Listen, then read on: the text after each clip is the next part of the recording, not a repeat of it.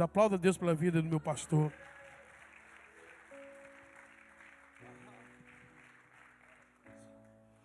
Cantou direitinho como eu ensinei, irmão. Glória a Deus. Depois que eu descobri que não é da música que Deus gosta, é de mim, até eu canto. Glória a Deus. Bom dia, irmãos. Prazer poder estar aqui, servi-los na mesa do Senhor, estar aqui de novo. Bom demais. Eu estava falando para o pastor Júnior Ramos, assim, pastor Júnior, que igreja bonita, né, mano?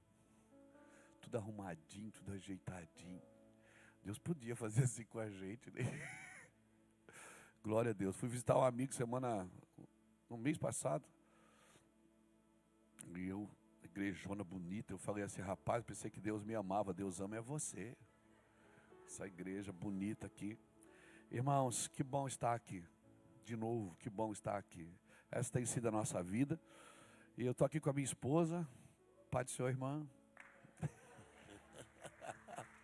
Fica de pé, meu amor. Aí, pastor Iraci, né? A outra vez veio só eu e Rafael, né?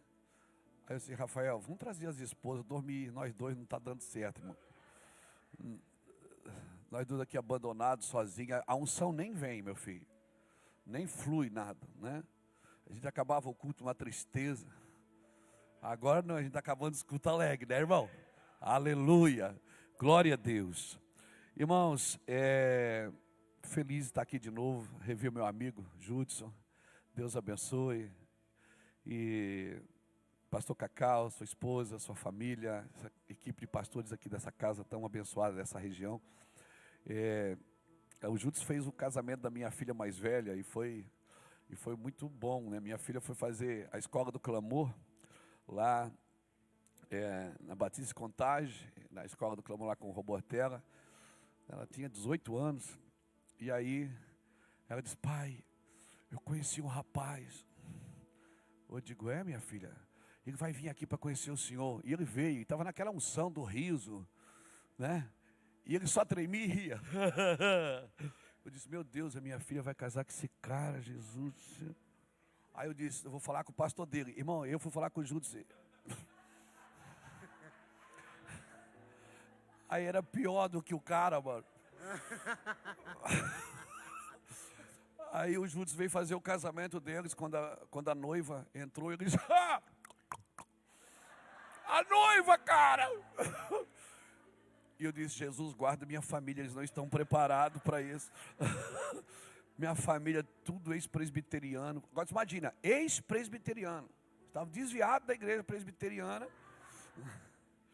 E nós tudo fomos criados na igreja presbiteriana, né? E o Júdice, Eu digo, Jesus do céu. E deu certo, irmão. Estão casados, pastoreiam hoje lá em Portugal, em Lisboa. Eu e o Júdice viremos amigão. E até eu estou fazendo assim agora, aleluia. Estou feliz da vida, Júdice, de te ver, cara. Você está muito legal. Glória a Deus. Obrigado por estar aqui com a gente. Pastor Rafael e a pastora Aline, nós temos uma aliança de muitos anos. Eles estão aqui, eu sempre venho e digo, Rafael, ele diz, o que é que o senhor quer fazer? Fala o que você quiser. Eu estou indo, eu sei que eu tenho que ir, mas eu não sei o que eu tenho que fazer. Então, e o Rafael organiza, a gente vem. O pastor Silas e a pastora Joelma, que estão aqui, vieram lá como é que é? De Porto Santa Lúcia, é isso? Porto Santa Lúcia fica mais fácil, né? Glória a Deus. E o pastor Júnior, né? A pastora Isabel, que não está aqui, mas o pastor Júnior Ramos, que é lá da região de Fleming, de Boston, temos uma aliança. Irmãos, eu vou falar uma coisa, você pode escrever aí. Esse ministério, ele vai explodir aqui na América. O ministério do Júnior, o Júnior ele é um epicentro para a América. E eu tenho visto isso desde a primeira vez que eu vi ele, 2007. Primeira vez que a gente veio no norte. E eu louvo a Deus pela vida do pastor Júnior, da pastora Isabel, ele está sozinho aí com a gente, está sofrendo essa vida miserável de sozinho. A pastora ficou em casa. E nós, eu e o Rafael contando moeda na frente dele. Glória a Deus, que bênção. pastor João e a pastora Marcela também, que estão com a gente lá de Lou, né? E vieram só para estar aqui com vocês. E, cara, eu amo isso porque isso, para mim, é um princípio de honra, né? Não é só de reconhecimento. É porque honra é reconhecimento com investimento, né? Honra é reconhecimento com investimento. Quando aquela mulher viu Eliseu passar, ela disse, tenho visto que esse é um homem de Deus. Isso é reconhecimento. Ela disse, façamos para ele um quarto. Isso é honra. Amém? Isso é honra. Então eu louvo a Deus pela vida de vocês que investiram para estar aqui, vieram de tão longe. Amém? Todos vocês. E obrigado por estar aqui com a gente. E também o Daniel e a Fernanda. Daniel, esse cara legal, quietão, mas tem muita unção, muita graça de Deus. E sempre ministrando com a gente quando a gente vem para cá. Eu louvo a Deus por isso. Nossos amigos também. Daniel, Danúbia, Deus abençoe vocês. Fabiano. A gente tem uma história, né, nessa nação de lágrimas, de boas risadas. E eu louvo a Deus, eu preservo muito o relacionamento. Não tem nada mais curador do que o relacionamento, irmãos. Nada mais curador do que o relacionamento. Eu tenho um precioso amigo também, o Paulo Borges Júnior. Ele fala uma coisa interessante. Que ele diz que Deus fez... Jesus fez uma mesa para explicar o que ia acontecer na cruz, né? Ele disse, olha, ele sentou na mesa com os discípulos e disse, olha, vai acontecer isso, eu vou morrer, vou ressuscitar no terceiro dia e tal. Todo mundo ok, mas foram para a cruz, ninguém entendeu nada, tanto é que todo mundo fugiu. Ele fez a mesa para explicar a cruz, eles não entenderam a cruz, mas ele não repetiu a cruz, ele repetiu a mesa. Então, a mesa, o objetivo da mesa é sempre trazer clareza sobre a cruz, sobre a ressurreição, sobre aquilo que Deus está fazendo. E eu louvo a Deus por estar aqui. Esse tem sido nosso trabalho no Brasil. O meu trabalho no Brasil tem sido nas nações, né? Há 10 dias atrás, eu e a minha esposa estávamos no Japão. A gente ainda está meio desnoitado. Assim, 12 horas depois, a gente quer ir dormir, eles querem dar comida para a gente. Aí na hora que você quer comer, eles dizem, vamos dormir? Então tá assim, a gente até ir para o lugar leva um tempo. Mas nós estamos felizes porque você não pode reclamar daquilo que você orou para acontecer, amém? Amém? Você orou para acontecer, Senhor, né? Eu aprendi isso na canção dos Judas. Onde tu quiseres, como desejares, usa-me. Eu cantava isso, irmão. Culpa dos Judas. E estou aqui, eu não posso reclamar do que nós oramos para acontecer. Nós pedimos isso. Agora tem uma forma de fazer isso. Tem um jeito certo. Não é só trazer a arca.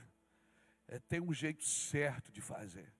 Fazer a coisa certa do jeito certo. E eu acredito que o único alimento que alimenta o nosso espírito é a palavra de Deus. Não é o que nós pensamos, não é o que nós sentimos, mas é a palavra de Deus. E eu acredito que o Senhor está afinando o corte. Principalmente dos pastores, dos irmãos que estão na frente, cuidando de trabalhos, né, desenvolvendo outras pessoas. Tem um texto na palavra de Deus que eu amo muito, que é Efésios, né? Efésios é a carta-mãe para todos nós, mas Efésios me ensina muito. Quando Paulo fala em Efésios capítulo 5, versículo 15 a 18, ele diz assim, ó, portanto, vede prudentemente como andais, não como nécios, mas como sábio. Em outras palavras, não como tolo, mas como sábio. Remindo o tempo, porque os dias são maus. Ele está dizendo, qual é a diferença de um tolo e de um sábio? Está naquilo que ele faz com o seu tempo. Não sejais tolo, mas sábio. Remindo o tempo, porque os dias são maus. O problema é que nos dias maus, a gente é entusiasmado a fazer mais coisa. E a gente faz muita coisa que não influi, não contribui, nem auxilia. Não tem nem adjetivo para lhe conjugar. Que não muda a vida de ninguém. Porque a gente vê o dia é mau, a gente quer fazer mais. E aí a gente acaba fazendo mais e não faz o que é essencial, o que é necessário. Então eu acredito que o Senhor está afinando o nosso corte. E Paulo ainda fala em Efésios, que é no capítulo 5, versículo 16 e diante, ele diz assim, por esta razão não vos torneis insensatos, mas procurai compreender qual a vontade do Senhor. E não vos embriagueis com vinho onde há contenda, mas enchei-vos do Espírito. Por que Paulo fala isso? Porque a Bíblia diz que, acho que é Jeremias 50, 51, está na Bíblia. Está aí. Jeremias diz que a Babilônia embriagou as nações com o seu vinho, trazendo contendas, confusão e trazendo o quê? Aumentando o serviço. Irmãos, não é aumentando o serviço que vai trazer, direção para aquilo que o Senhor quer fazer. Nós temos ouvido isso. E o Brasil, a gente vem do Brasil e tem muitas regiões ainda no Brasil que estão viciadas no serviço. E a palavra qual é? Deus está com pressa. Irmãos, Deus não está com pressa, porque pressa é defeito de quem está atrasado. E Deus não está atrasado. Ele está fazendo o que Ele sempre fez, no lugar onde Ele sempre esteve, com as pessoas que Ele sempre quis. Eu acredito que Deus, Ele não está atrasado. Nós é que muitas vezes não compreendemos. Queremos fazer a vontade de Deus, ou melhor, queremos fazer a obra de Deus, e não entendemos que ninguém consegue fazer a obra de Deus. Só Deus pode fazer a sua obra. Nós fizemos o quê? Nós fizemos a vontade de Deus dentro da sua obra. Então, às vezes estou lá na igreja, sou pastor também, sou pastor de igreja, e às vezes tem uns irmãos que vêm, pastor, o senhor tem que fazer isso. Eu digo, faz você. Eu já estou trabalhando. As pessoas são boas para arrumar serviço para a gente. É ou não é? Pastor, por que o senhor não faz isso? Por que não? Mas a igreja lá está fazendo isso. Eles foram chamados para isso. Mas pastor, nós temos que fazer. Não, faz você. A primeira igreja, o primeiro crescimento quantitativo da igreja, em Atos dos Apóstolos, capítulo 6, quando começaram a ter problema para servir a mesa, os apóstolos se reuniram e disseram, olha, nós vamos ter que preparar pessoas para esse importante negócio, porque nós vamos continuar na oração e na palavra. Eu e você não podemos sair desse lugar. Amém? Se o serviço aumentar, irmão, aumenta a equipe, aumenta o time. Amém? Aumenta o time. Então nós precisamos entender isso. Porque se nós perdermos esse propósito, homens sem propósito, ele se distrai fácil com prazer. O propósito, ele te aperfeiçoa, mas homem sem propósito se distrai fácil com prazer. E às vezes a gente acha que propósito é só serviço, serviço, serviço, fazer, fazer, fazer. E Deus diz, não, não. A minha vida tem sido pregar para pastores e líderes. E para jovens. Eu me sinto assim, Isaac, aquela geração do meio, que vai juntar os Abraãos e os Jacós. Sabe a geração do sacrifício? A geração que vai para o altar? Eu tenho me sentido assim. E eu tenho lidado com muitos pastores, até eu brinco com eles, eu digo, olha, quando eu prego para pastores, eu me sinto um leão na cova dos Daniéis. Não é? Porque todo mundo sabe tudo, e pior, a gente sabe tudo mesmo. Mas a gente, às vezes, não encontra lugar no peito, um coração para fazer aquilo que a gente já sabe. E a minha oração é que o Senhor nos torne homens sucintos, precisos e concisos. Eu tenho visto muitos pastores que preferem ser temidos do que ser amados. Mas lá no fundo, meu irmão, lá no fundo eles querem mesmo é ser amados. Impõe uma cultura de respeito, de uma cobrança de honra que não existe. Até porque quem cobra honra não quer honra, quer bajulação. E eu acredito mais que o Senhor está renovando as nossas forças. Porque onde tem raiz tem renovo. E eu acredito que o meu maior desafio é não atrapalhar naquilo que Deus está fazendo. Eu não quero atrapalhar Deus. Eu quero ficar tão cuidadoso para não mexer em nada que o Senhor está mexendo, modificando, e não mexer com a minha mão, não pegar com a minha mão. Então, se você me perguntasse, pastor, qual é o seu maior desafio? Tem alguns, mas o meu maior desafio talvez seja não atrapalhar a Deus. Então eu vou fazendo as mesmas coisas. E as pessoas, às vezes, elas se incomodam quando a gente tem que fazer as mesmas coisas. As pessoas se incomodam, mas eu sempre digo a elas, nós vamos fazer as mesmas coisas pela primeira vez. Porque eu vou fazendo e vou entendendo como fazer. E à medida que eu vou caminhando, né, eu vou fazendo devagar, do jeito que tem que ser feito. Então, confesso para vocês, aos meus 56 anos, faço 57 em fevereiro, eu não estou trabalhando mais para crescer.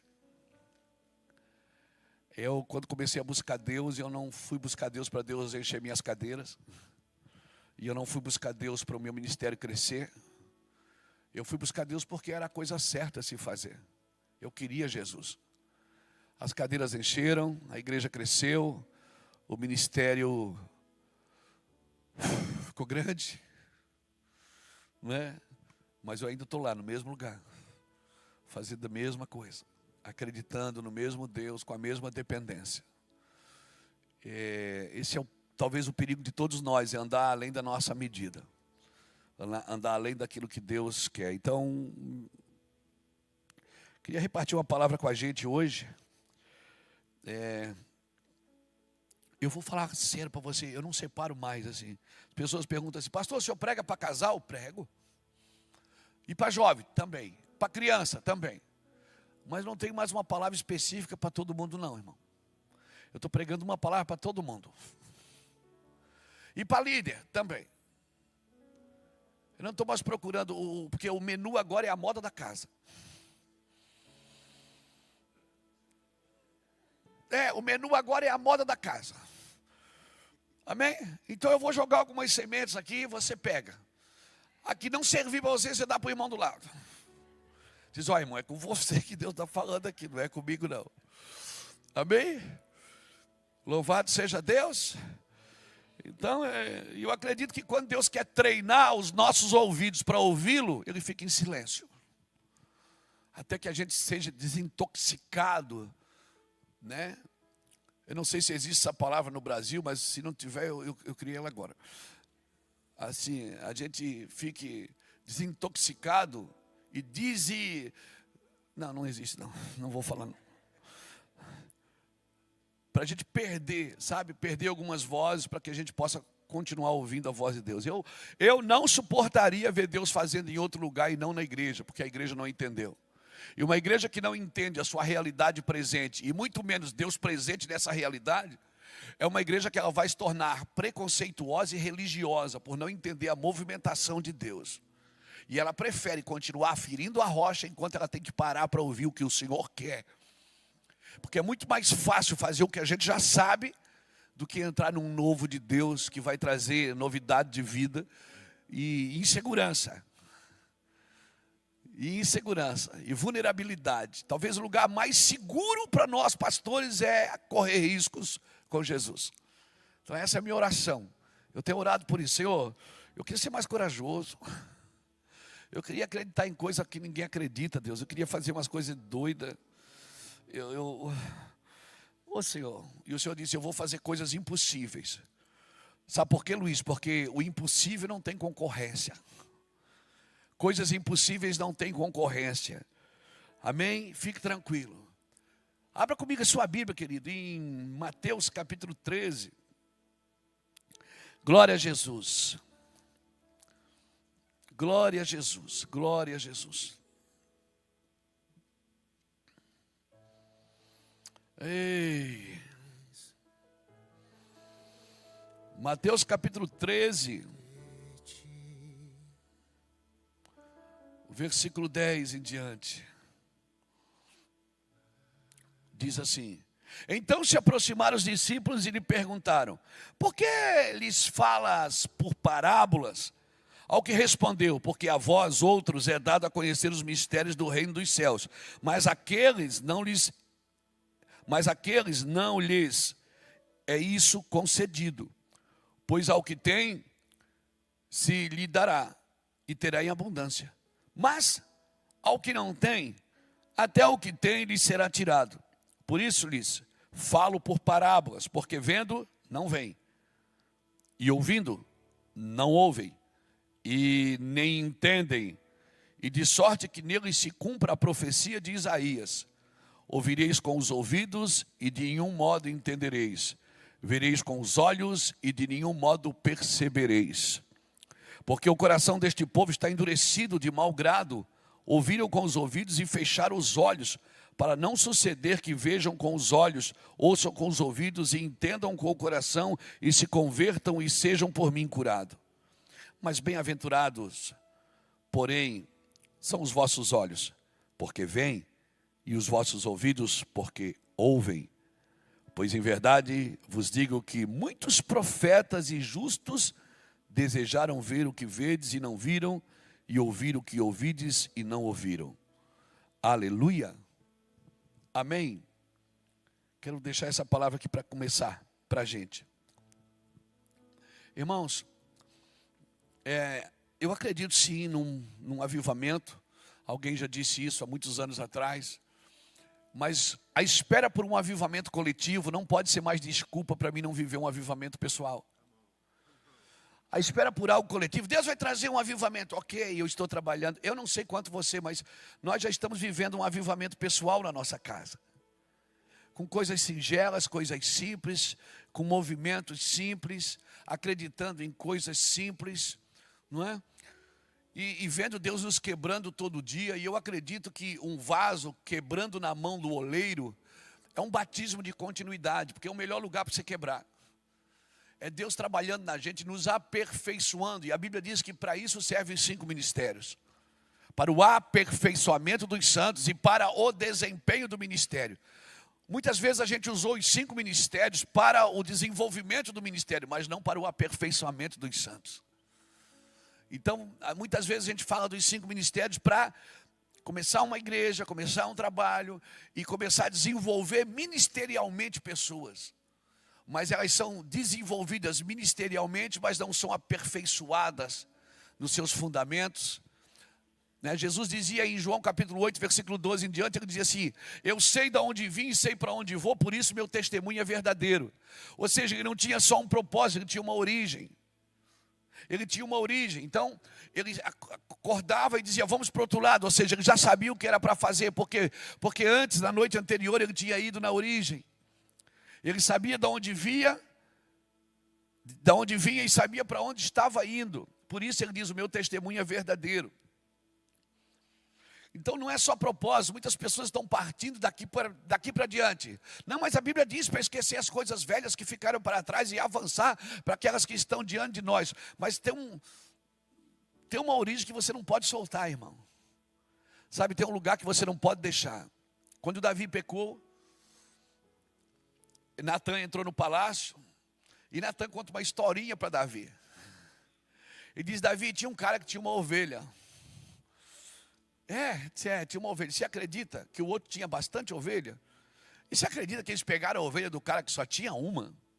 E mataram ela. Ele disse, Davi enfurecido levantou e libera a sua própria sentença. Ele diz, esse homem tem que morrer e 4 vezes mais tem que ser devolvido. Depois a gente conta os filhos de Davi que morreram, foram 4. Foi Adonias, o filho da Batseba que morreu com 7 dias, Aminon e Absalão. Porque a sentença que você quer para os outros, cuidado, ela pode bater na sua casa. Por isso nós seremos provados por tudo que estamos denunciando. Nós seremos provados por tudo que denunciamos. E Davi, mas ele liberou 2 sentenças. Ele disse, esse homem tem que morrer e 4 vezes mais tem que ser devolvido. E Natan disse, esse homem és tu. Ele disse, eu vou morrer. Ele já sabia, porque ele tinha liberado a sentença. Natan disse, não, você não vai morrer, fica tranquilo. A primeira sentença você está liberada, mas a segunda você toma conta, toma cuidado. E a minha pergunta é, por que Natan usou a figura de ovelha, usou a figura de pastor, usou a figura de pasto? Natan está diante de um rei, do rei de Israel, o homem que governava todo o seu território. Mas Natan usou essa figura de ovelha, de pastor, de pasto, para devolver Davi lá para o lugar que ele saiu. Natan, em outras palavras, estava dizendo, você hoje é rei, você tem uma cabeça de rei, mas você perdeu aquele coração de pastor. Você perdeu aquele coração de amar as pessoas. Lembra, Davi, quando você era pastor?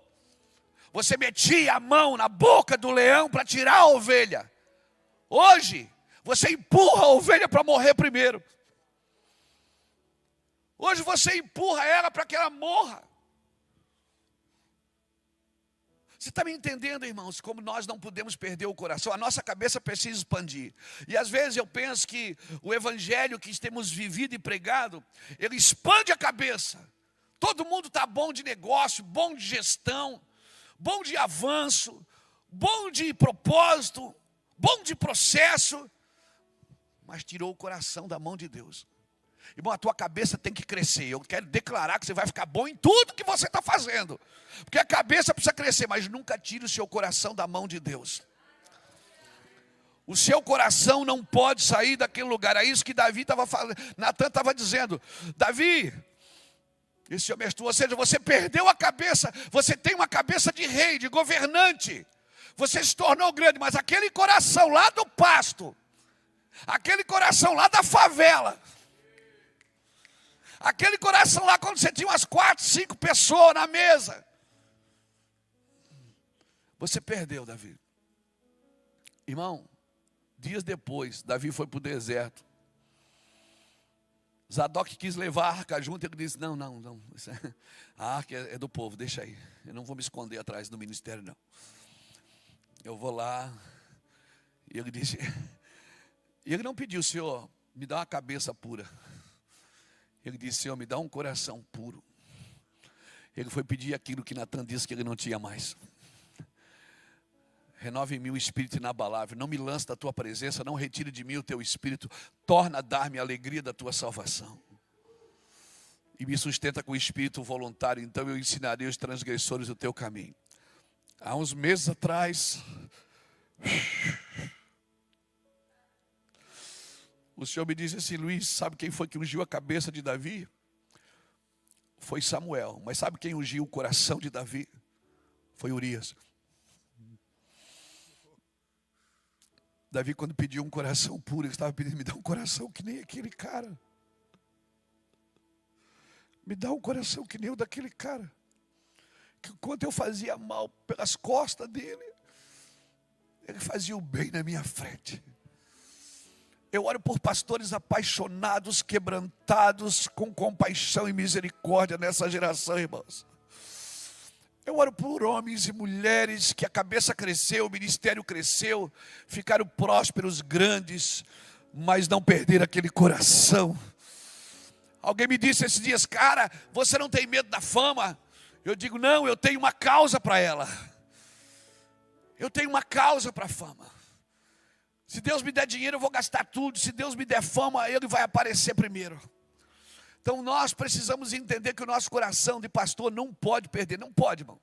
Nós não podemos ter só o coração de gestor, o coração de coach, o coração de administrador, o coração para ganhar dinheiro. Não, o nosso coração tem que ser de pastor. Pode ser numa empresa. Uma empresa? Pode ser. Seu coração tem que ser de pastor. Pode ser numa empresa de construção. Pode ser de babá de uma criança americana. Seu coração é de pastor. Amém? Alguém me perguntou esses dias: pastor, eu acho que eu vou abandonar tudo para ser pastor. Eu disse: quem te pediu isso? Eu queria ser mais espiritual. E ele é empresário. E eu perguntei: o que é espiritual para você? O que é ser um homem espiritual? É ser pastor ou ser empresário?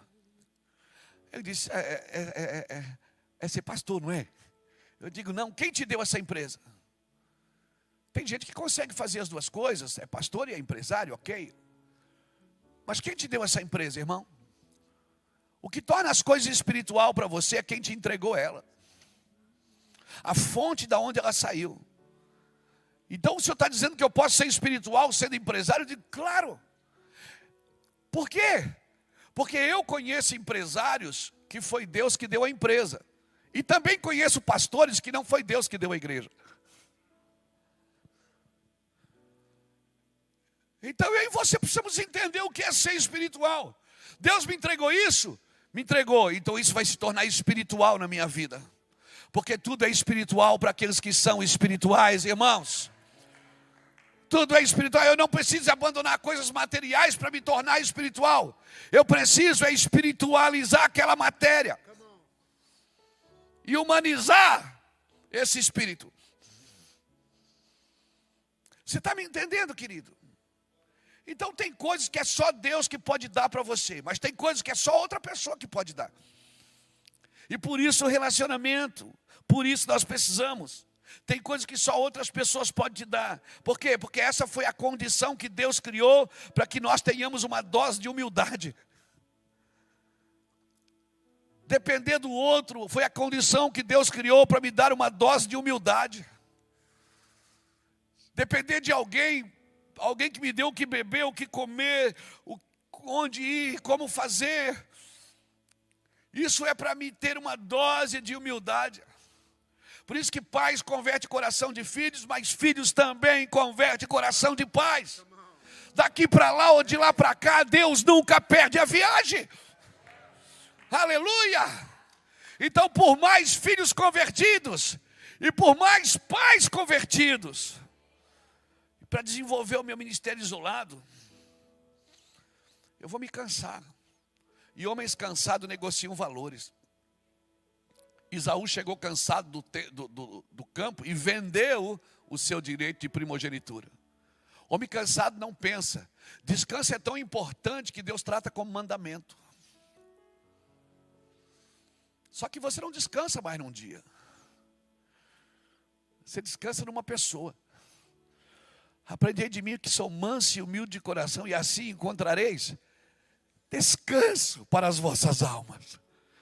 Você descansa nele, no filho da irmã Maria, no sofista da Galileia, aquele que anda sobre as águas.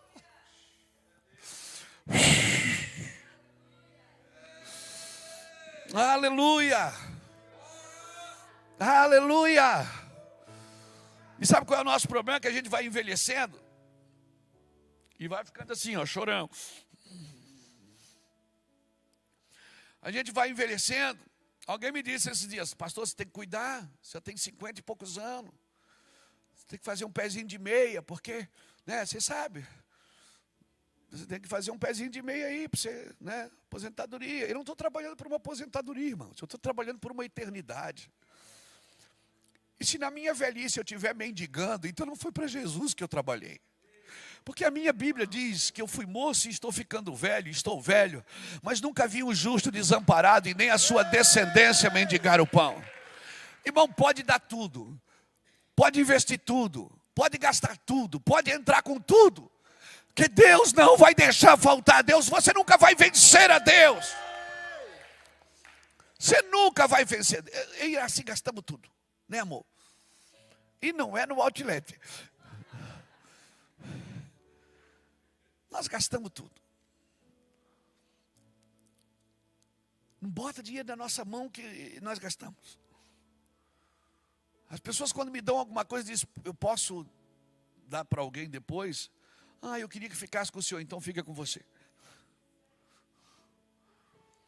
Embora eu sendo livre de todos, me faço servo de todos.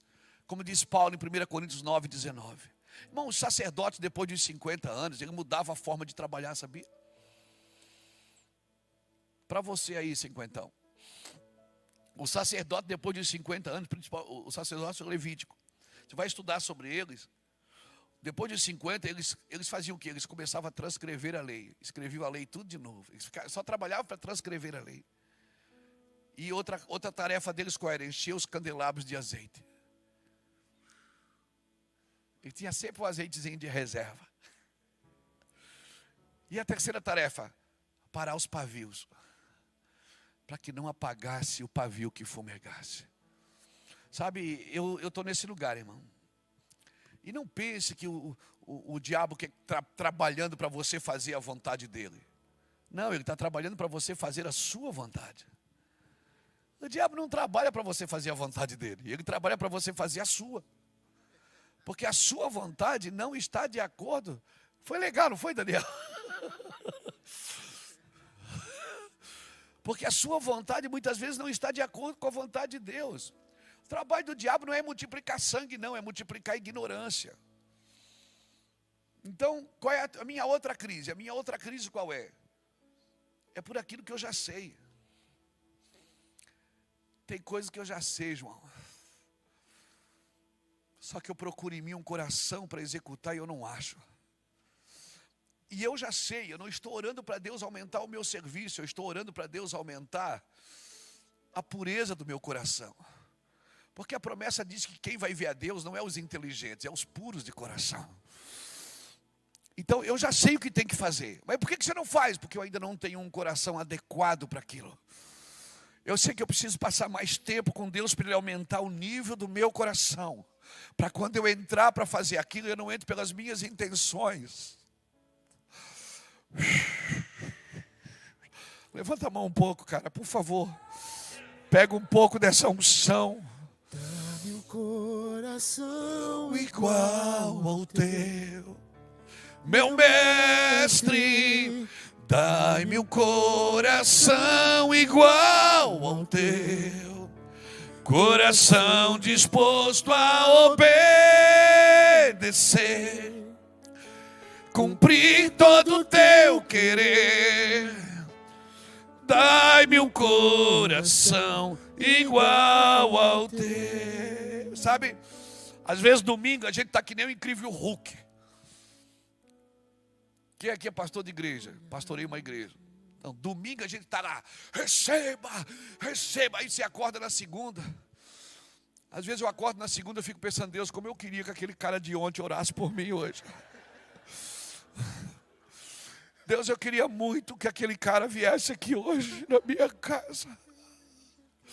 Aquele cara que estava dizendo, profetizando, tendo visão, orando para pessoas prosperarem, curando pessoas com dor. E aí segunda-feira você acorda, irmão, você volta a ser o David Banner. Cadê o Hulk?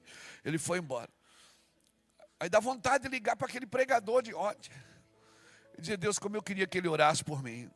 Aí ele diz, deixa eu te falar uma coisa, Luiz.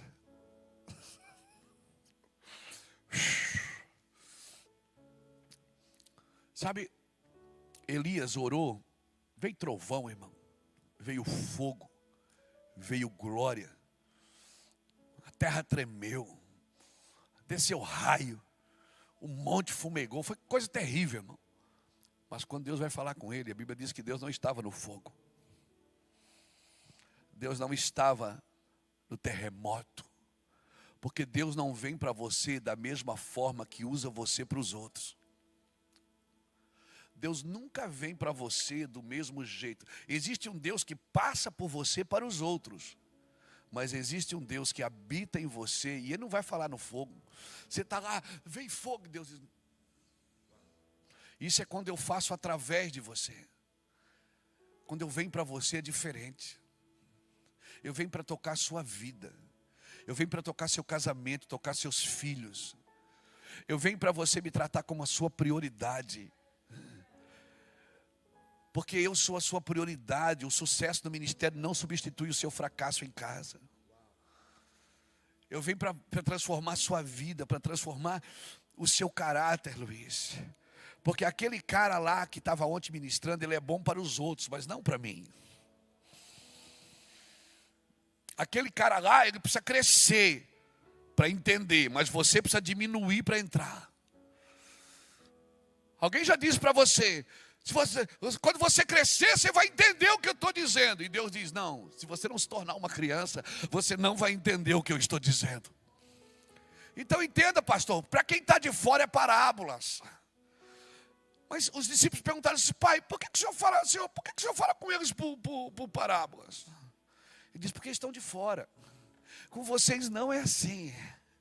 Sabe, eles precisam tremer, eles precisam cair na unção, vocês não. Você não espera alguém orar para você cair, se jogue.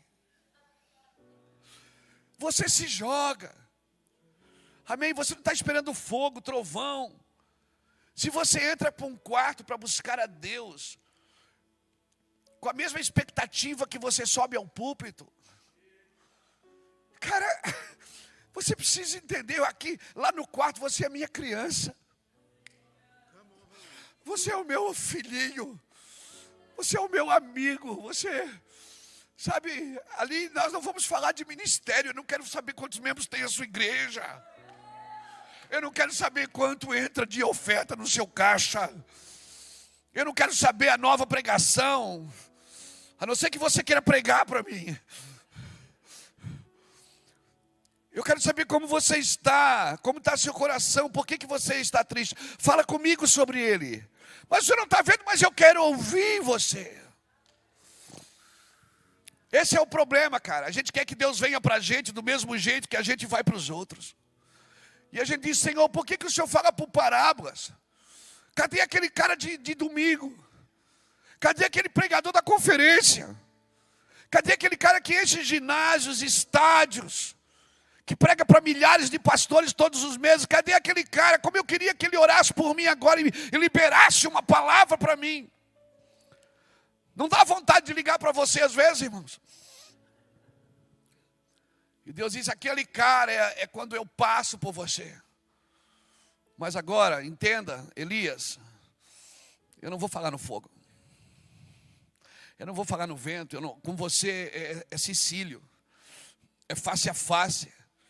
Com você nós vamos conversar sobre coisas profundas. Me fale das suas tentações. Me fale das coisas que você tem vontade de fazer, só não tem coragem de fazer. Me fale das coisas que você disse que faria e nunca fez. Me fale quais são as suas frustrações, os seus medos. Não enfeita, e não adianta em mudar a voz comigo, não. Não vem com esse papinho, oh Deus, poder. Não, para, baixa a sua bola.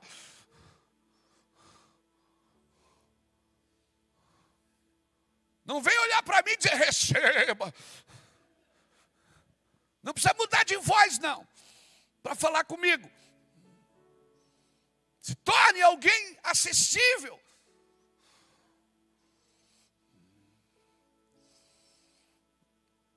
Deus não vai falar com você da mesma forma que te usa. Sabe por quê? Porque você pode expulsar demônios gritando, mas principado você só expulsa obedecendo. Você só muda o teto de uma cidade, não é fazendo conferências de libertação. Você só muda o teto de uma cidade obedecendo a Deus. Obedecendo ao Senhor. A obediência te protege. Nós não podemos entrar em guerras com as trevas estando em trevas. Oh, meu Deus. Ninguém consegue obedecer sem negar a si mesmo, irmãos. Mas por que o Senhor fala por parábolas? Por parábolas é para eles. Porque eu falo para eles não ouvir, eu falo para eles não entender, eu falo para eles não compreender, para eles não se converter. Mas para vocês não. Jesus sempre tratava os de fora e os de dentro, irmãos. E eu não estou aqui pregando para os de fora, eu estou aqui pregando para os de dentro. Eu estou aqui pregando para os de dentro. Ele sempre dizia para os de fora, com que compararei essa geração? Com menino sentado na praça, que toquei flauta e não dançaste, pranteei e não choraste. Ou seja, vocês não estão sincronizados comigo. Quando é para dançar, vocês choram. Quando é para chorar, vocês dançam. Mas você está de fora, quem você não entendeu? Irmãos, Deus nunca vai cobrar nada de quem não entendeu. Tem uma ignorância que nos protege, é melhor não saber. Ele deixou claro, é melhor que você não soubesse do que você souber, você saber e não fazer nada por isso, não dar uma resposta adequada para aquilo que você sabe. É melhor não saber, Deus não vai cobrar nada se você não sabe. Quando escreveu na parede de Mene, Tekel, em Parsim, Daniel, capítulo 5, ninguém conseguia me mostrar aquilo. A rainha mãe disse, olha, tem um rapaz aqui, ele já está velho, mas quando teu pai era vivo, teu pai usava esse menino, ele chegou aqui menino. Daniel já estava esquecido lá no palácio. Passou 3 gerações de reis. Daniel já estava esquecido, estava na 2ª geração, ele já estava esquecido. Ele disse, manda chamar ele então. Aí chamaram Daniel. Fazia tempo que ele não entrava no palácio.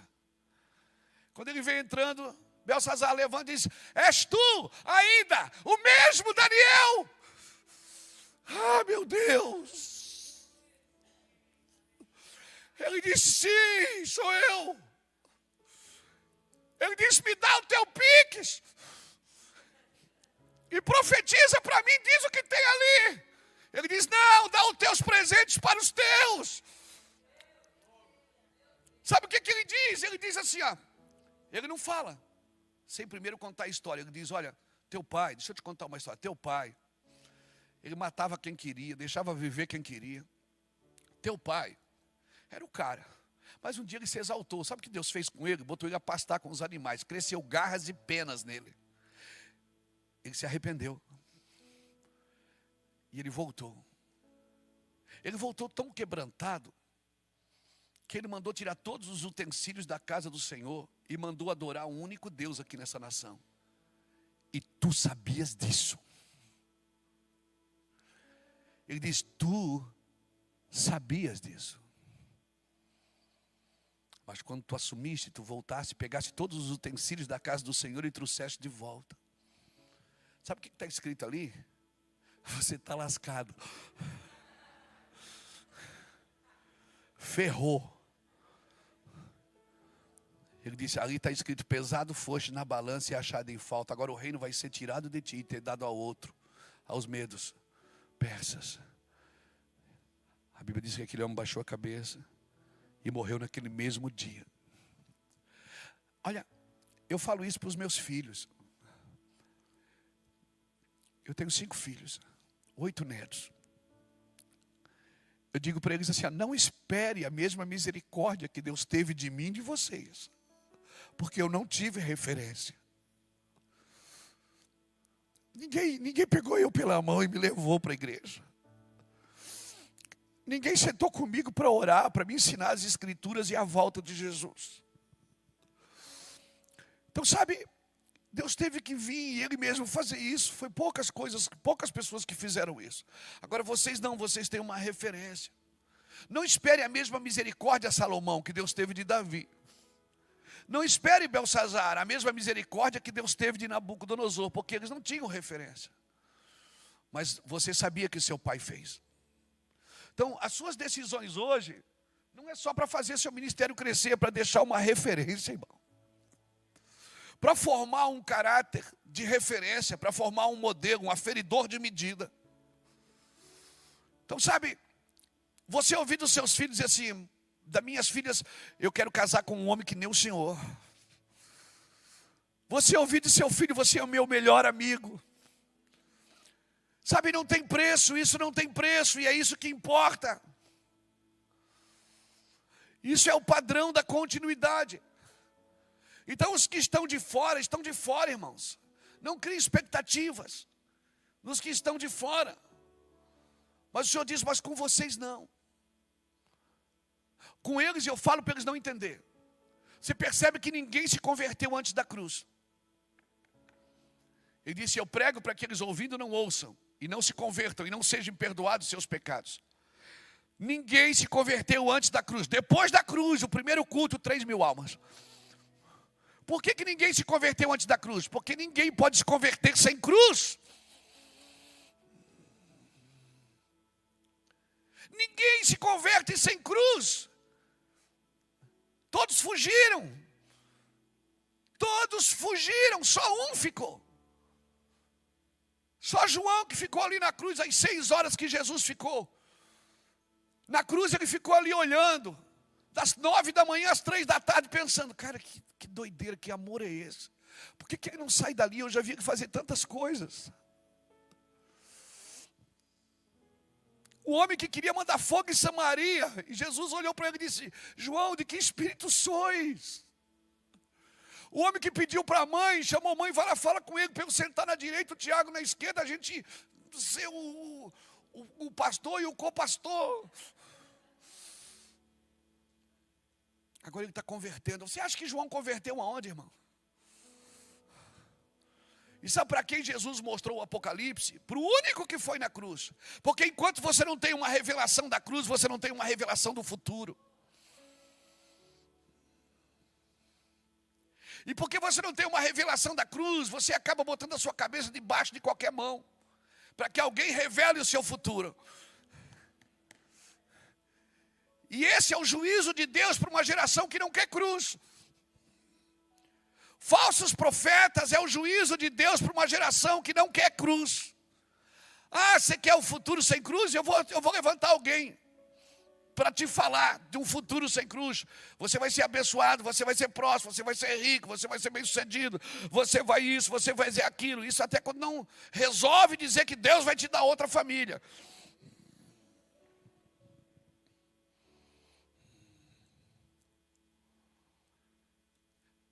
O juízo para uma geração que não quer cruz é a falsa profecia, irmãos.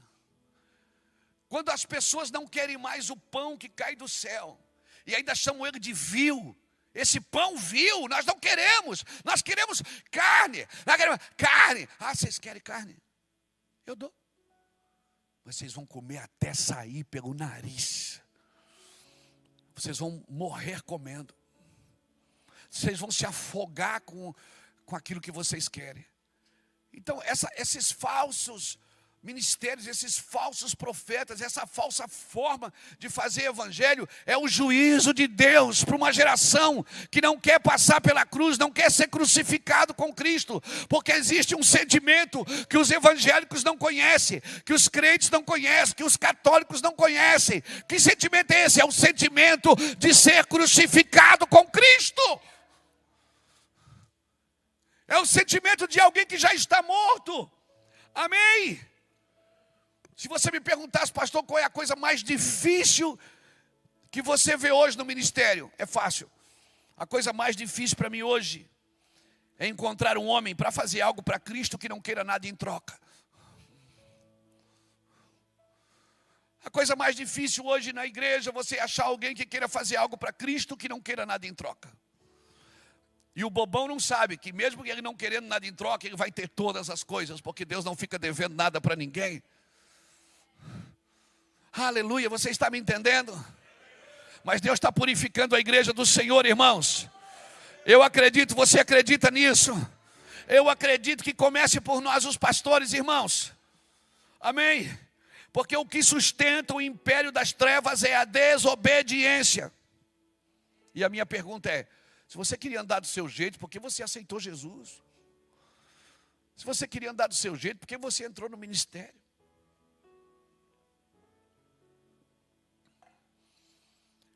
Um dia os gregos foram procurar Jesus, João capítulo 12, versículo está na Bíblia, de 18 em diante. André disse para Jesus, tem uns gregos aí que vieram te ver. Jesus para e diz, chegou a hora do Filho do Homem ser glorificado. Porque os gregos, eles retinham o berço da sabedoria da época. A intelectualidade estava com os gregos. Os deuses estavam com os gregos.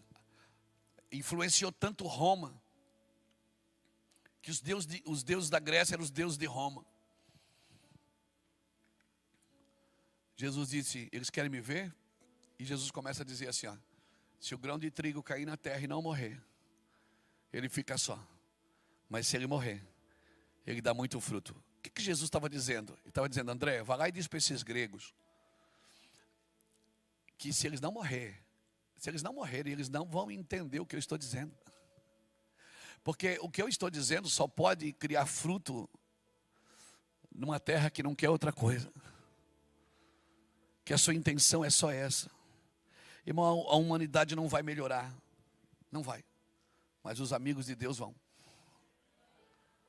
Os amigos de Deus vão melhorar, irmãos. Quem é amigo de Deus vai ficar melhor, vai ficar mais afiado. Eu quero declarar isso. Então, é uma desonra quando a gente não dá uma resposta correta. Quando Deus nos capacita, quando Deus nos deu um ministério, nos entregou dons, e quando os dons na nossa mão viram realizações pessoais.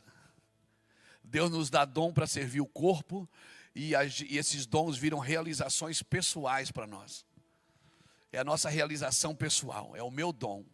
Não, irmãos, deixa eu te falar uma coisa. Você não tem chamado. É o chamado que tem você. É o chamado que te tem, irmão, não é você que tem ele. Porque se eu achar que eu tenho o chamado, eu vou usar o chamado do meu jeito. Mas se eu saber que eu sou do chamado, quando ele chama, eu grito, eis-me aqui, Senhor. Chamado é uma chama queimando dentro de você e apagando todas as outras impurezas e intenções. A desonra para Deus é você não dar uma resposta para aquilo que você recebeu. Você usar o ministério, você usar o dom para realizações pessoais. Irmãos, e a desonra ela desobriga a Deus de cumprir a promessa.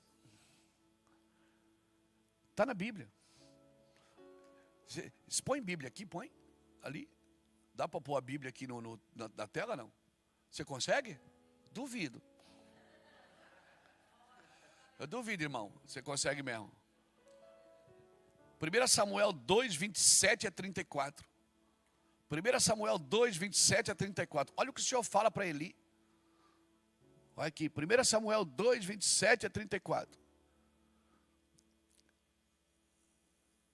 1 Samuel 2, não é? 1 Samuel 2, de 27 a 34. Não é aquele texto ali. E veio um homem de Deus a Eli e lhe disse: assim diz o Senhor, acaso não me revelei claramente à família de seu pai, quando eles estavam no Egito, sob o domínio de Faraó? Escolhi seu pai dentre todas as tribos de Israel para ser o meu sacerdote, subir ao meu altar e queimar incenso e usar o colete sacerdotal. Na minha presença também dei à família de seu pai todas as ofertas preparadas no fogo pelos israelitas. Por que vocês zombam do meu sacrifício e da oferta que determina para mim a habitação? Por que vocês honram a seu filho mais do que a mim, deixando-os engordar com as melhores partes de todas as ofertas feitas por Israel, meu povo? Portanto, o Senhor, o Deus de Israel, declara: prometi a sua família e a linhagem de seu pai que ministraria diante de mim para sempre. Mas agora, Deus está dizendo: eu estou desobrigado de cumprir o que eu disse. Mas agora,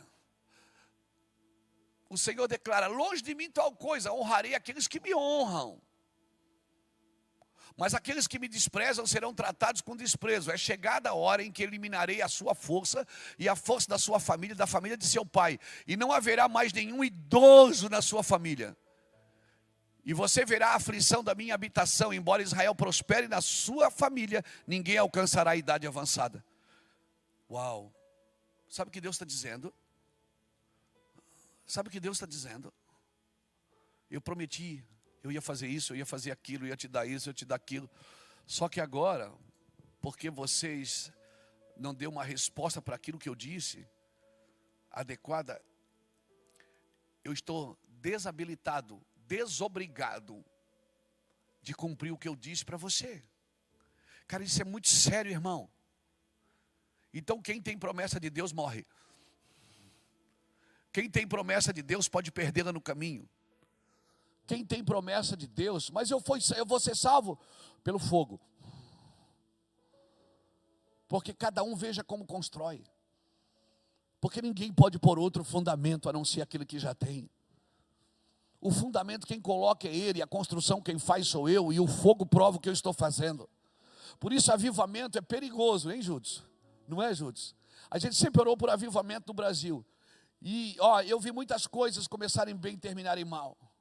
Mas eu também já vi muita coisa começar mal e terminar bem. Porque o fogo prova, avivamento prova. Quando o avivamento desceu em Jericó, que os muros caíram, a família de Raabe, que estava fora do plano, ela entrou. E a família de Acã, que estava dentro do plano, saiu. Porque avivamento separa o que é daquilo que aparece, do que parece ser. Por isso, avivamento, Juninho, é perigoso. Quando a glória de Deus vem para o lugar, é o tempo que Deus mais te prova. Não pense que Deus está te abençoando porque a tua igreja está cheia e porque a glória vem todo dia e porque pessoas são curadas. Você diz: oh, Deus está aqui, Deus está me abençoando. Não, o avivamento está provando você. O avivamento separa aquilo que é daquilo que parece ser.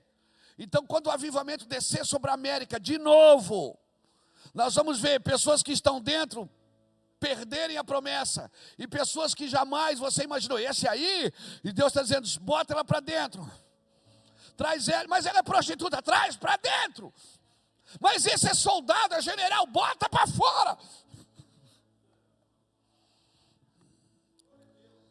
Glória a Deus, isso é sério. Cada um veja como constrói, porque a obra que todo mundo faz será provada pelo fogo. Quem faz de palha, madeira ou feno, é de uma coisa, irmãos. A casa sobre a rocha é a mesma casa da areia. Você olha para as duas, elas não têm diferença. Só tem diferença quando vem a água. Você vai saber a diferença quando vem o caos, quando vem avivamento. Aí você sabe quem está firmado sobre a areia e quem está firmado sobre a rocha. Mas enquanto não vem, você olha para as duas, são iguais. Você diz, mas não tem diferença. Tem, irmão. Espera os dias, espera, porque, meu Deus,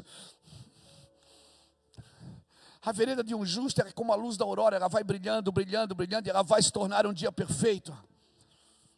Então não pense que só porque eu estou construindo, está crescendo, está abençoado, Deus vai encher seu barco.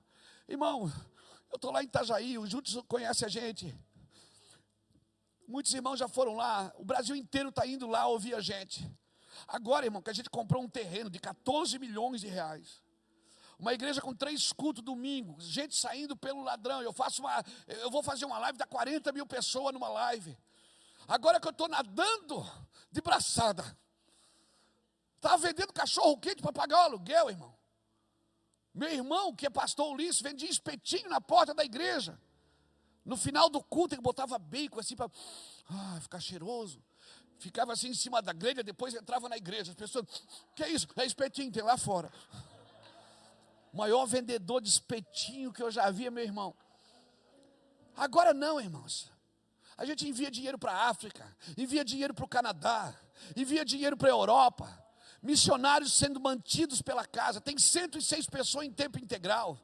Eu recebo 40 convites por dia. Pessoas, se eu mostrar o meu celular, você desvia.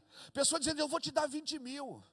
É uma noite só, você vem aqui. Se você for uma noite, já era, você vai sempre.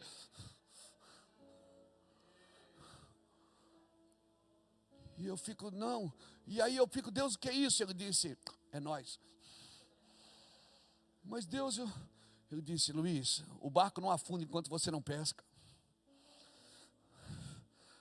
Enquanto você não pesca, continua lavando a rede. Sabe quando é que ele começa a afundar e a rede rasgar? Quando você começa a pescar. E o que é que eu faço? Aí você faz sinal para os companheiros que estão no outro barco. Eles não estão com você no mesmo barco, eles estão em outros. Faça sinal para eles. E aprenda a dividir o peixe. Você está me entendendo, querido? Você está me entendendo? Então, quando ficar grande, não olha para o seu celeiro e diz, vou derrubar e vou fazer maior. Para juntar tudo. E o Senhor diz, louco. Louco. Essa noite pedirão a tua alma. E o que você está guardando, para quem será? Porque o que você está guardando não pode ser para você. E o que você está guardando, para quem será? E essa unção toda, e esse recurso todo, e essa fama toda, para quem será? Louco. Mas eu quero armazenar, eu quero guardar, eu tenho que aumentar os armários, eu tenho que aumentar. Não. Sabe, há uns anos atrás, Deus nos deu uma palavra para o Ministério Mevan. Uma panela de pipoca. Não essa pipoca de micro-ondas, essa é muito ruim, irmão. Eu estou falando daquela panela mesmo, que você bota azeite, sal, e ela fica... Festa na casa. E aí quando ela acaba de estourar, você pensa, está pronta. Aí quando você vira na bacia. E o pior, aquela que não estourou, não presta para mais nada. E aí o Senhor diz para nós, a culpa de quem, Luiz? Eu disse, não sei. Ele disse, a culpa das que já estouraram e estão por cima daquelas que não estouraram ainda. Tem uma geração que já está pronta, irmão, ela tem que sair de cima. Para aquelas que não estouraram, vim para fora. Tem muita gente pronta. E está todo mundo entulhado dentro de uma igreja, fazendo as mesmas coisas, recebendo poder. Quem quer ser abençoado, o cara sai da cadeira. Ai, irmão, isso me enche a paciência. Me perdoe a minha indignação. A mesma coisa, sabe? Parece. Quem vem buscar sua vitória? 20 anos, a mesma coisa, falando a mesma coisa. Ninguém diz quem quer morrer. Quem quer ir para o Iraque? Quem quer ir lá? Quem quer ir lá agora na guerra? Na faixa. E a gente fica, sabe? Cristãos obesos espirituais. Que não tem mais onde guardar bênção. Que não tem aonde botar mais diploma de escola bíblica. Que não tem mais aonde. Estão entulhados, irmão. Estão tuchados de coisa. Sabe a pipoca que já estourou? Tira a pipoca que já estourou para que as de baixo consigam estourar também, irmãos. Há 4 anos atrás nós tivemos uns 5. Nós tivemos uma decisão no ministério. A primeira fila de pessoas, a primeira fila de tijolo. Os irmãos que começaram comigo, eu mandei todo mundo embora. Meu irmão foi para o Nordeste, meu genro e minha filha foram para a Europa. O meu outro irmão está no Sul, servindo os pastores. Pastor Jackson está cuidando de empresários. O Juscelio foi para Campinas. A Mauri foi para o Norte. Felipe Vilela, cantador de rap. Ele faz assim também, viu, juntos? Está em Goiânia, arrebentando. Garotão. Mandei todo mundo embora. Eu confesso assim que os primeiros meses me deu a sensação de ninho vazio. Às vezes eu olhava domingo e não tinha ninguém sentado ali. Eu disse, pô, meus meninos, Jesus. Irmãos, hoje, sabe, o ministério cresceu, explodiu. Para todo o Brasil, para 27 nações. Nós já estamos formando a 3ª geração de pastores. Por quê? Porque a pipoca que já estourou, ela tem que sair de cima das que não estouraram ainda, irmãos. Enquanto você vai tirando as pipocas, você não para de ouvir o... A culpa não é do fogo, a culpa não é da panela, a culpa não é do sal, a culpa é daquelas que já estouraram e fica abafando. Sabe, as pessoas ficam muito tempo no mesmo lugar, elas têm sentimento de posse. É meu, quem diz é meu é os adultos, não, é as crianças que dizem é meu. É as crianças que se agarram no ministério e dizem é meu, os adultos não dizem é meu. Os adultos dizem é nosso. A oração que meu pai me ensinou é: Pai, pão. Se o Pai é nosso, o pão é nosso, o pecado também é nosso. É nós, mano. Quando o céu constrói, o dialeto do céu é façamos nós. O inferno é o lugar que um manda, só um manda. O céu não. O céu é coletivo. Por isso, diga para alguém que está do seu lugar: não saia do seu ambiente, daquilo que Deus te colocou para fazer. Não saia. Irmão, o que é um demônio?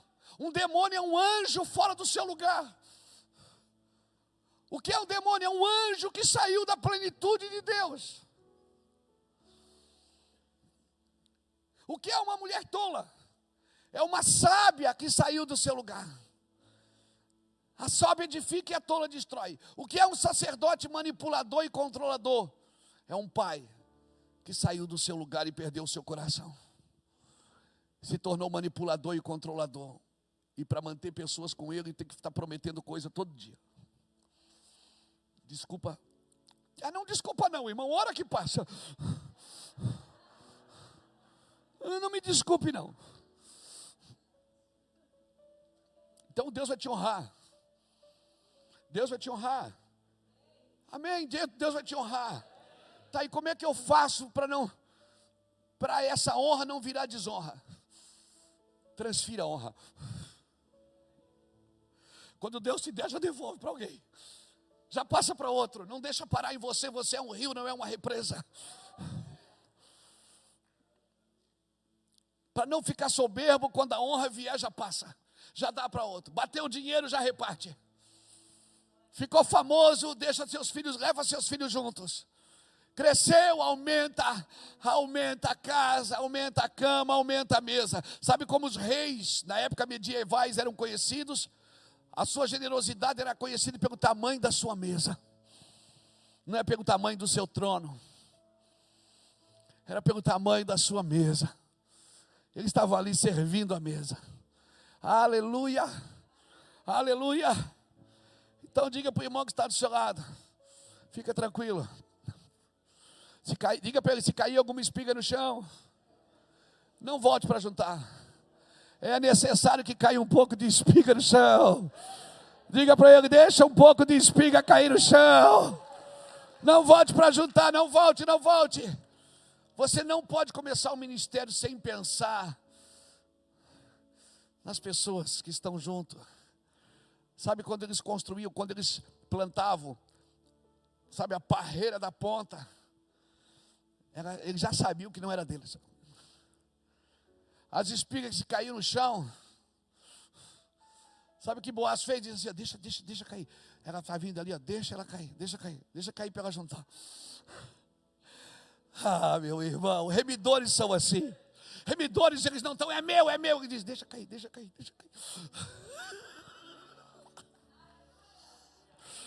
Você é um remidor, cara. Você nasceu para remir. Remir todas as áreas da sua vida. Remir as áreas das pessoas que estão com você. Isso é verdadeira remissão. Isso é remir. Amém? A colheita era para deixar na beirada para os pobres.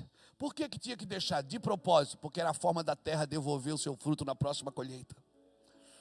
Porque até a terra, quando não é honrada, ela não devolve o fruto. Até a terra, quando não é honrada, ela não devolve o fruto. Ah, meu Deus. Eu sinto que essa palavra pegou a gente. Você entende isso? Aleluia. Na multiplicação dos pães, irmãos, Jesus pegou 5 pães, 2 peixes e honrou a fome daquelas pessoas. Mas depois que todo mundo comeu, depois que todo mundo estava saciado, comeu todo mundo, ele disse, junte tudo, para que nada se perca. Era como se ele me dissesse, eu vou te honrar na tua necessidade, mas me honre na sua fartura. E aí, infelizmente, alguns miseráveis pegam essa mensagem e usam só para levantar dinheiro para si mesmo. Isso é muito pobre, irmão, porque o dinheiro é a parte mais barata do evangelho. A parte mais barata para fazer a obra de Deus é o dinheiro. E quer saber, quando Deus te chamar para fazer, você nunca vai ter dinheiro. É verdade. Você nunca vai ter dinheiro. Nunca. Olha aqui para mim. Nunca vai ter dinheiro. Quando Deus te chamar para fazer algo, você nunca vai ter sabedoria suficiente, tempo suficiente, recurso suficiente. Você vai dizer, meu Deus, e agora? Deus diz, é nós. Quando Barnabé percebeu que a igreja estava se movimentando, a Bíblia diz, em Atos capítulo 4, versículo 35 em diante. 34, né? Acho que está na Bíblia. Eu sou bom de capítulo, mas não sou bom de versículo, irmão. Barnabé, quando ele percebeu, a Bíblia diz que ele era um levita de Chipre. Levita tinha herança? Não, mas Barnabé tinha.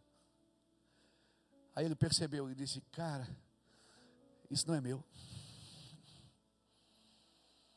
Eu quero voltar para a ideia original. Sabe o que ele fez para voltar para a ideia original? Ele vendeu a sua herança. Porque aquilo não era dele. E colocou aos pés. Não foi nos bolsos, foi nos pés. Nos pés dos apóstolos. Porque eles tinham a obrigação de compartilhar com os órfãos, as viúvas e os outros sacerdotes. Sabe o que Barnabé fez, gente? Ele elevou o nível de justiça. Barnabé deixou o nível de justiça tão alto. Aí acaba o capítulo 4, começa o capítulo 5. Quem é que entra ali? Ananias e Safira. Ananias e Safira pega, quando está chegando na porta da igreja, ele separa o dinheiro no outro bolso. Isso aqui eu vou dar de oferta, isso aqui eu vou guardar. Você acha que o problema de Ananias e Safira foi reter uma parte? Não, irmão, foi entrar na fila de quem estava dando tudo. Se você quer reter uma parte, você não pode ter aliança com quem está dando tudo. Você não pode estar nem na fila de quem está dando tudo. Ananias e Safira, eles entraram na fila no mesmo lugar que Barnabé deu a herança e colocou aos pés dos apóstolos. Ananias e Safira entraram no mesmo ambiente e reteram uma parte, porque era comum reter uma parte. Era comum. Por isso que Jesus expulsou os vendedores da porta do templo. Por quê?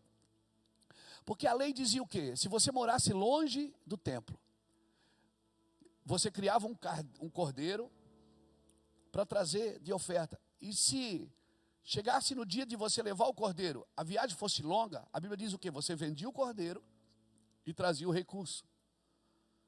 E por isso que tinha gente vendendo cordeiro na porta do templo. Pombas que estavam nas gaiolas.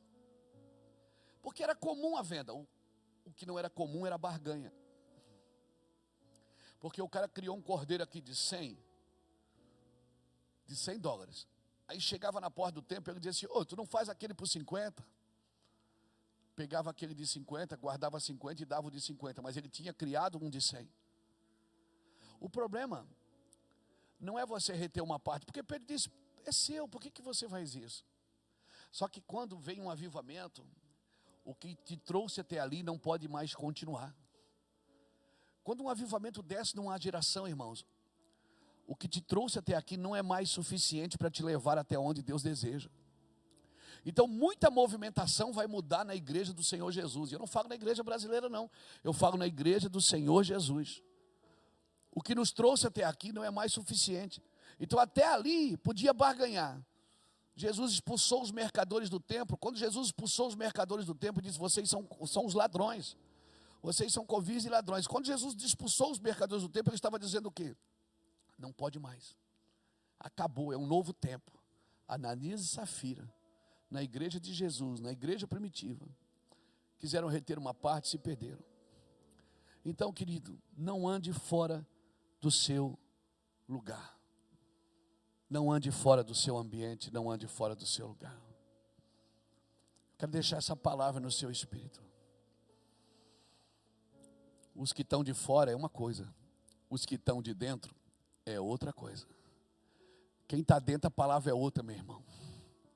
Quem está dentro, o sarrafo é mais alto. Então eu não posso cobrar das pessoas no domingo o que eu não faço na segunda. Eu não posso cobrar de uma geração o que eu não vivo.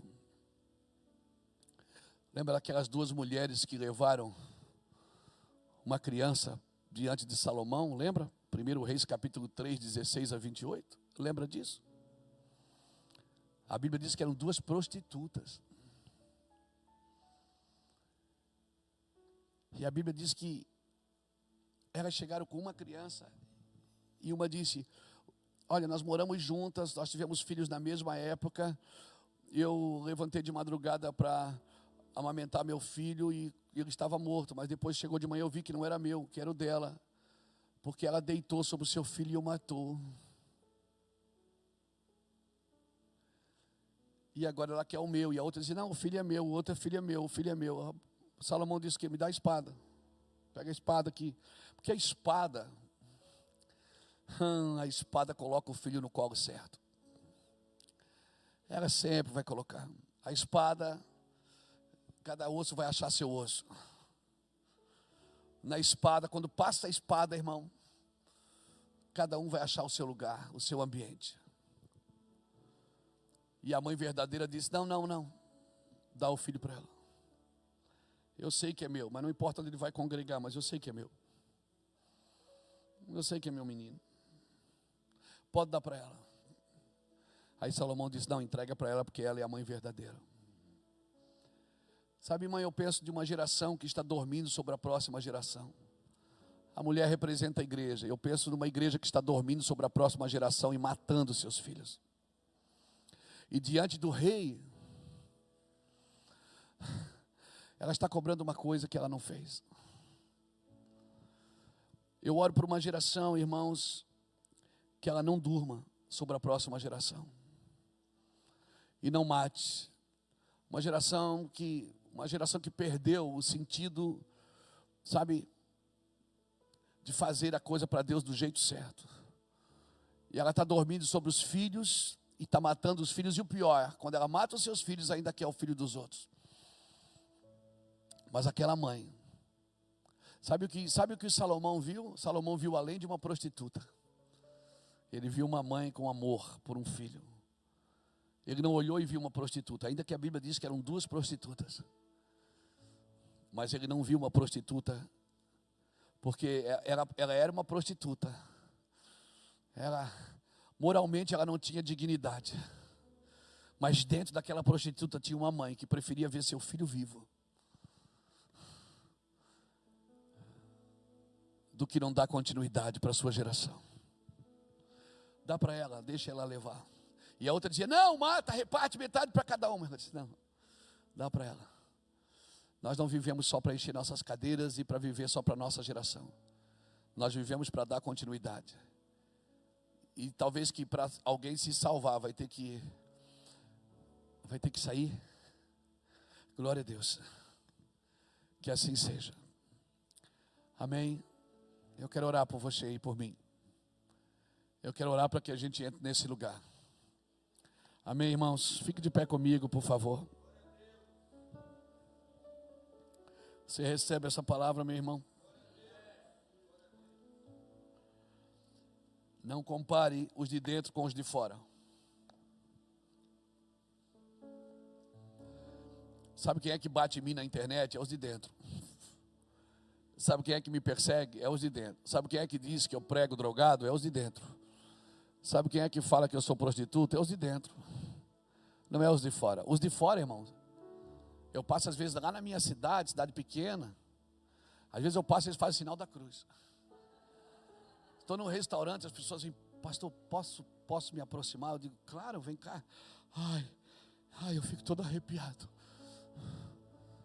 Porque os de fora têm temor daquilo que é sagrado. Os de dentro não. E Deus é tão lindo. Deus levantou Arão e colocou nele uma estola sacerdotal.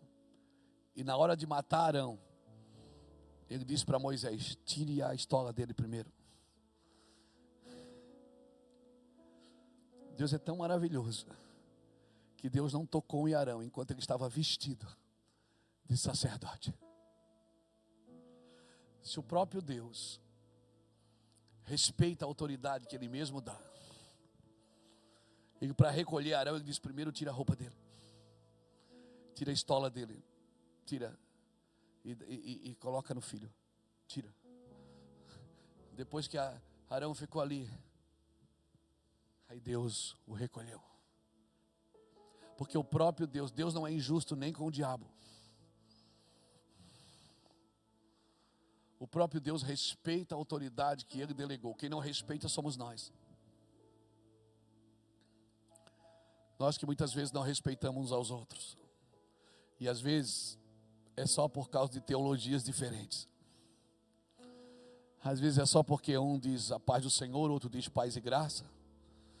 Só porque um acredita que vai antes, outro diz que vai no meio, outro diz que vai depois, outro acredita que nem vai. E a gente fica discutindo coisas inúteis. Coisas inúteis. A igreja discutindo teologia. Não pode, expulsa, não pode. E um pai procurou Jesus e disse, você pode expulsar o demônio do meu filho, que os teus discípulos não conseguiram. Jesus disse, raça de víboras. Eles ficaram ali no vale discutindo quem pode, quem não pode, se não pode. E Jesus desceu e foi resolver o problema. Então minha oração é que a gente melhore, irmãos. Porque está vindo uma pequena nuvem aí, do tamanho da mão de um homem. A minha oração é que a gente melhore, porque isso não pode nos deixar de fora. Eu não quero ficar de fora, irmão. Eu quero participar do que o meu Senhor está fazendo. E se você foi ministrado por essa palavra, se Deus falou com você poderosamente, se você sente que, cara, poxa, eu não me dei conta que eu sou do lado de dentro. E eu ainda estou procurando parábolas, quando eu posso ouvir coisas profundas. Eu ainda estou procurando bênção, quando eu posso viver o propósito. Eu ainda estou na fila das 7 semanas da vitória, quando eu já sou um vitorioso. Me perdoe, irmãos, mas você é do lado de dentro, assuma uma postura de quem está do lado de dentro. Assuma uma postura de quem está do lado de dentro. Sabe, Jesus não chamou Judas de demônio. Ele chamou Pedro. Judas ele chamou de amigo. Às vezes os do lado de fora, Jesus chama de amigos. E lá de dentro, Jesus tem autoridade e intimidade para dizer: você está endemoniado. Você está fazendo coisas de demônio. Por quê? Como eu disse, demônio é um anjo fora do seu lugar. E ao anjo da igreja escreve. Então, para que você continue sendo o anjo da igreja, não saia do seu lugar, meu irmão. Não saia do seu lugar. Se Deus falou com você, tem um altar aqui, eu vou ficar aqui também. E a minha oração é por temor. E dizer: Deus, queima os nossos corações.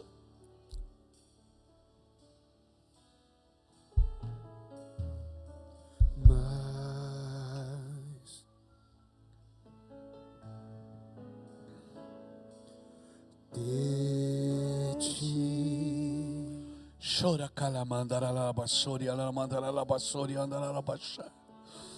Shere kalala la bashere la mandara la bashora la mandara la bara. Shere bekandara la bashere la mandara la bashora la mandara la bara. Eu quero mais. Shere kalala la bashora la mandara la bashora la mandara la bara la bakara la bara. Shoria la la bashere la mandara la bashora. Heri kalala la bashora la mandara la. Oh, mais. Oh! De ti e menos de mim, menos de mim e menos de mim. Nós estamos do lado de dentro, Senhor. E menos Nós não somos de fora. Nós somos de dentro, Senhor. Nós somos de dentro. E menos de mim.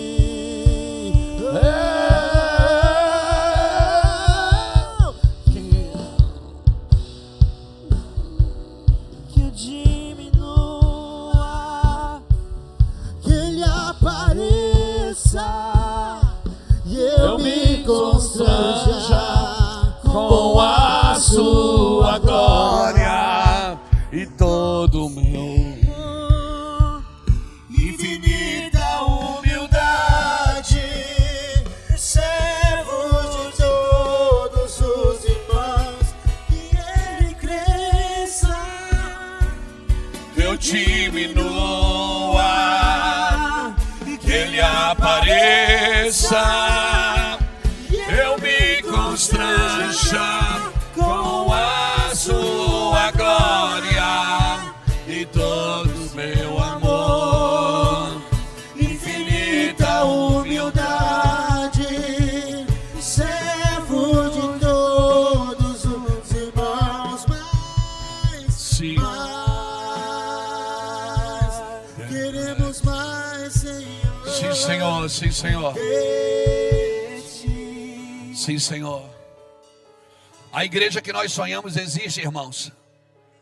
A unção que nós sonhamos, ela existe.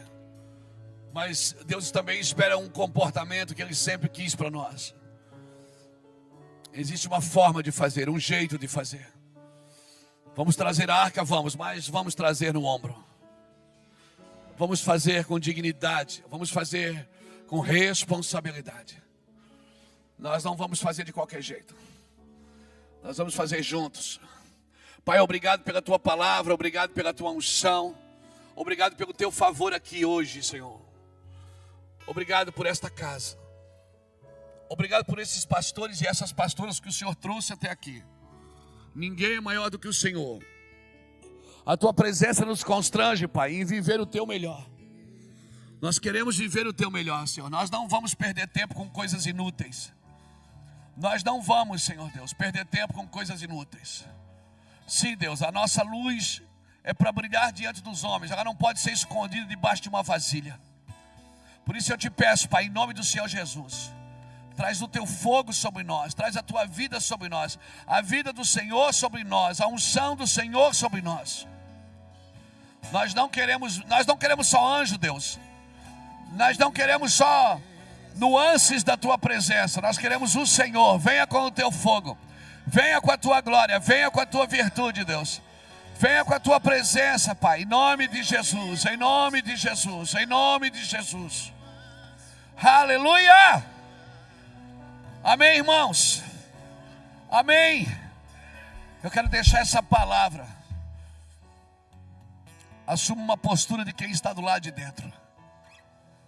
Assuma uma postura de quem está do lado de dentro, não de quem está fora, correndo atrás de algumas migalhas. Não, você está do lado de dentro. Você foi chamado para representá-lo, não para substituí-lo, mas para representá-lo. Você está do lado de dentro. Essa postura é necessária. Essa é um comportamento necessário de quem está do lado de dentro. Eu não vou me comportar como alguém que vai à igreja esperando algumas coisas. Não, eu estou do lado de dentro. Eu estou do lado de dentro, Senhor. O Senhor me chamou. O Espírito do Senhor está sobre mim, pois que me ungiu para. Ele me ungiu para algo. Ele ungiu você para algo. Essa é a nossa postura. Essa é a nossa postura. E quando saímos do nosso ambiente, do nosso lugar, Ele vai atrás. E Ele não vai falar com a gente do mesmo jeito que usa a gente. Ele vai chegar e dizer: o que você faz aqui? Quem te trouxe para cá? Quem mandou você vir para cá? Ah, só estou eu sozinho, ninguém me ajuda. Quem mandou você vir para cá? Volta pelo teu caminho e deixa a água correr. Unge Hazael, rei da Síria, Jeú, rei de Israel, e Eliseu, profeta, em teu lugar. Ou seja, deixa a coisa continuar, não para em você. Você não pode se isolar porque se sente amargurado. Não. Deixa a água correr. Deixa a água correr através de você. Eu deixo essa palavra ao seu espírito, Pai. Aplauda o Senhor por isso, querido, em nome de Jesus. Pastores, foi um privilégio servi-los na mesa do Senhor. Mas eu estou do lado de dentro. A minha postura é quem vive dentro, não quem vive fora. Amém? Meu comportamento é de quem está do lado de dentro. E eu vou dar respostas de acordo com aquilo que eu recebi. Em nome de Jesus.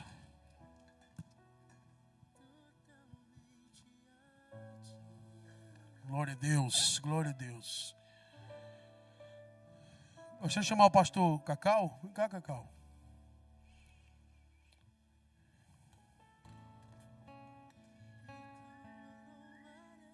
Judes, vem cá, Judes. Vem cá. Judes está indo para o Brasil hoje à noite. E nós temos um carinho muito especial, uma aliança. Eu gostaria de dizer, Judes, que nós temos uma gratidão pelo seu coração, pela sua constância no Evangelho. E você estava deitado ali no chão, eu entrei, e quando você estava deitado, o Espírito Santo falou: é isso, o apostolado é isso, é fundamento, não é teto. Os verdadeiros apóstolos estão deitados no chão, para que outros subam em cima. Então que o Senhor continue te levando a esse lugar de simplicidade, de humildade, trazendo força, saúde, vigor, revelação, discernimento. Você deitado no chão ali, o Senhor disse: é assim que eu espero que uma geração de apóstolos ande, deitados no chão. Muitos querem estar nos palcos, e nós sabemos o quantos palcos você renunciou. Se prepare, diz o Senhor, porque é chegado um tempo de colheita na sua vida. Os próximos 7 anos, Os próximos 7 anos, diz o Senhor, você receberá mais do que em 30 anos. Os próximos 7 anos te surpreenderão de onde menos você esperou, porque você foi chorando e semeando. E agora os molhos, os feixes, chegarão em suas mãos, meu irmão. Eu vejo uma colheita sobrenatural, Judson. Ei, eu vejo uma colheita sobrenatural. Porque você permaneceu, porque você não se vendeu. O Senhor vai liberar como as torrentes do Negueb. Salmo 126. Como as torrentes do Negueb. A água desce da montanha e molha o deserto. E o deserto florescerá, meu irmão. Que o Senhor te abençoe e te guarde. Que você permaneça firme na presença dEle.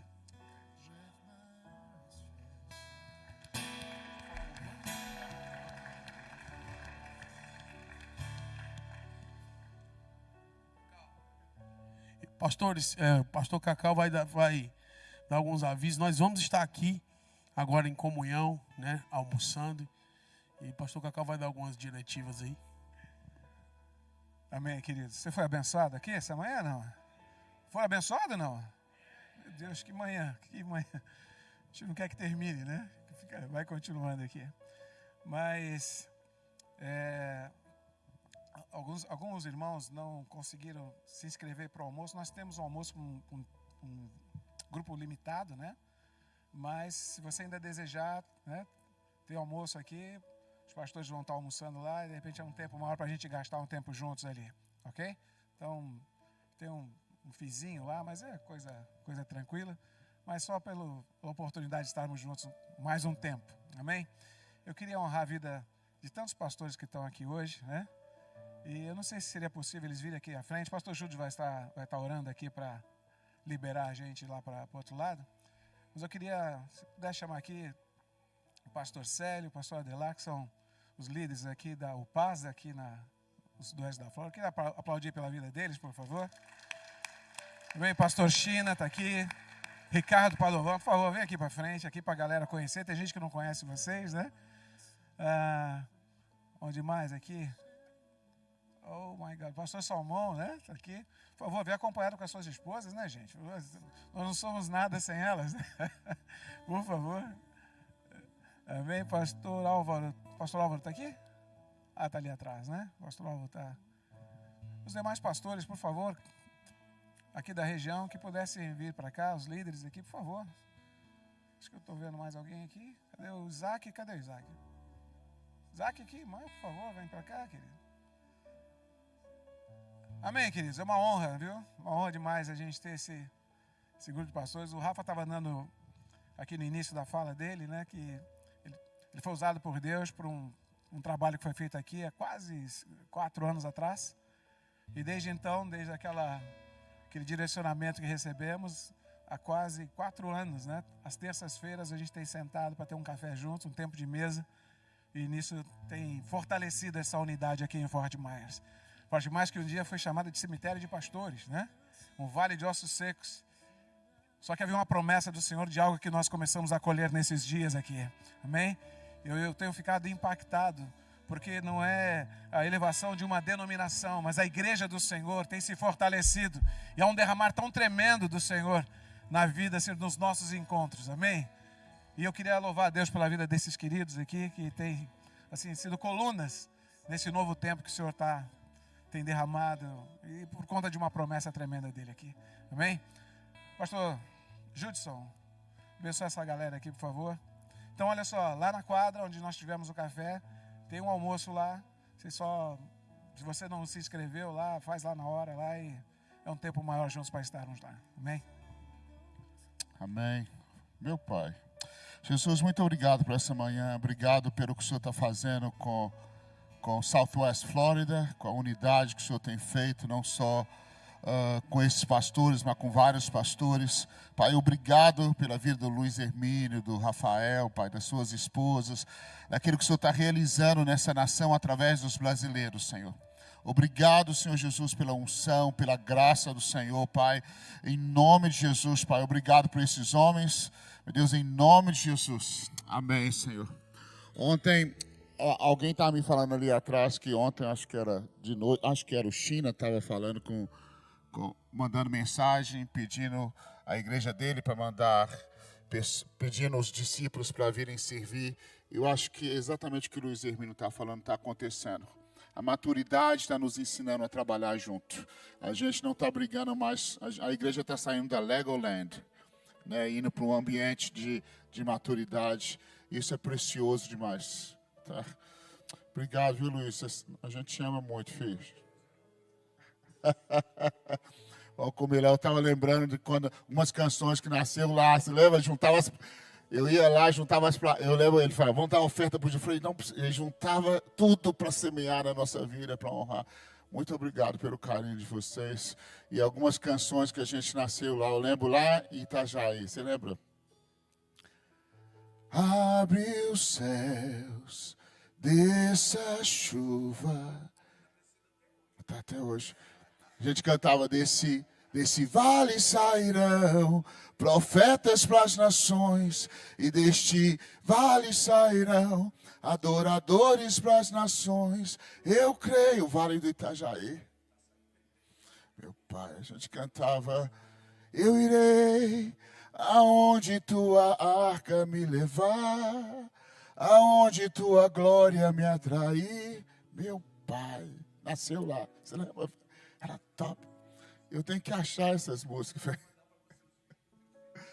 A gente nunca gravou essas canções, nasceu lá, você lembra? Um beijo, gente, nós amamos vocês.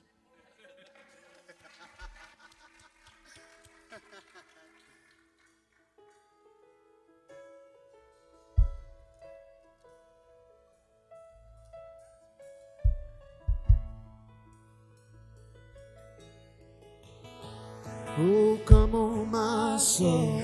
Oh, don't you get shy on me. Lift up your song. You got a lion inside of those lungs. Get up and praise the Lord. Oh, come on, my soul. Oh, don't you get shy on me. Lift up your song. You got a lion inside of those lungs. Get up and praise the Lord. Oh, come on, my soul. Oh, don't you get shy of me. Lift up your song. You got a lion inside of those lungs. Get up and praise the Lord. So I throw up my hands and praise you again and again. 'Cause all that I have is a hallelujah, hallelujah.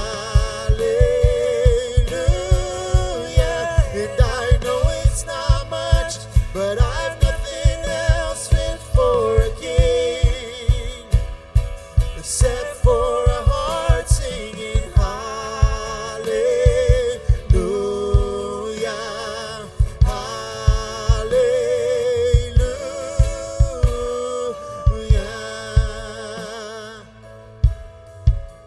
So I'll throw up my hands and praise you again and again. 'Cause all that I have is a hallelujah, hallelujah. And I know it's not much, but I've nothing else fit for a king except for a heart singing